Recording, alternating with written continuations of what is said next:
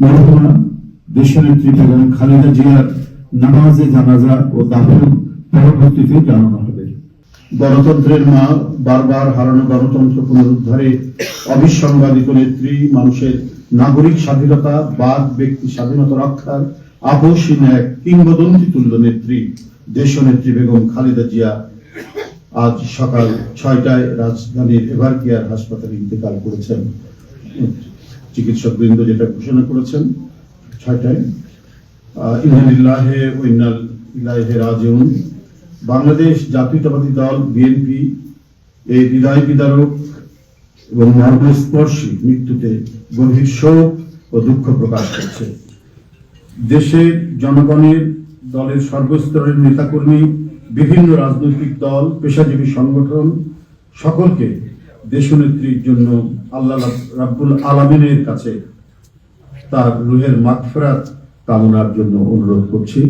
আজকে এই তাৎক্ষণিক যে সাংবাদিক সম্মেলনে এখানে তাৎক্ষণিকভাবে যে কর্মসূচিটি প্রণয়ন করা হয়েছে তা আমি আপনাদের সামনে এখন উপস্থাপন করছি। কর্মসূচি: দেশনেত্রী বেগম খালেদা জিয়া আমাদের মাঝে নাই, পৃথিবী থেকে তিনি চলে গেছেন। তার মৃত্যুতে 7 দিন ব্যাপী বাংলাদেশ জাতীয়তাবাদী দল বিএনপি শোক পালন করবে।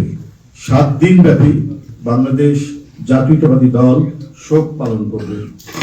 কেন্দ্রীয় কার্যালয় সহ দেশের সকল কার্যালয়ে, সকল দলীয় কার্যালয়ে 7 দিন ব্যাপী কালো পতাকা উত্তোলন করা হবে। 7 দিন ব্যাপী কালো পতাকা উত্তোলন করা হবে। দলের সকল স্তরের নেতা কর্মীরা এই 7 দিন ব্যাপী কালো ব্যাজ ধারণ করবে। দোয়া মাহফিল অনুষ্ঠিত হবে।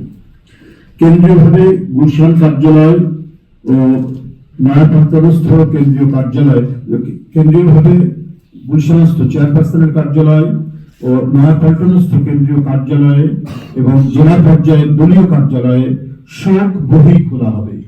যারা গণ্যমান্য ব্যক্তি আছেন সেই শহরের এবং আরো যারা মনে করেন বিভিন্ন রাজনৈতিক দলের নেতৃবৃন্দ, সেই শোক বহিতে তারা মন্তব্য করবেন এবং স্বাক্ষর করবেন।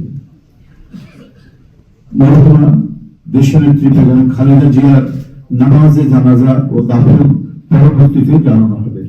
মরহুমা দেশনেত্রী বেগম খালেদা জিয়ার নামাজে জানাজা ও দাফন পরবর্তীতে জানানো হবে। এই ছিল কর্মসূচি। ধন্যবাদ আপনাদের সবাইকে। ও দোয়া মাহফিল অনুষ্ঠিত হবে। কেন্দ্রীয়ভাবে গুলশান কার্যালয় ও নয়াপল্টনস্থ কেন্দ্রীয় কার্যালয়, কেন্দ্রীয়ভাবে গুলশানস্থ চেয়ারপারসনের কার্যালয় ও নয়াপল্টনস্থ কেন্দ্রীয় কার্যালয়ে এবং জেলা পর্যায়ের দলীয় কার্যালয়ে শোক বহি খোলা হবে। যারা গণ্যমান্য ব্যক্তি আছেন সেই শহরের এবং আরো যারা মনে করেন বিভিন্ন রাজনৈতিক দলের নেতৃবৃন্দ, সেই শোক বহিতে তারা মন্তব্য করবেন এবং স্বাক্ষর করবেন।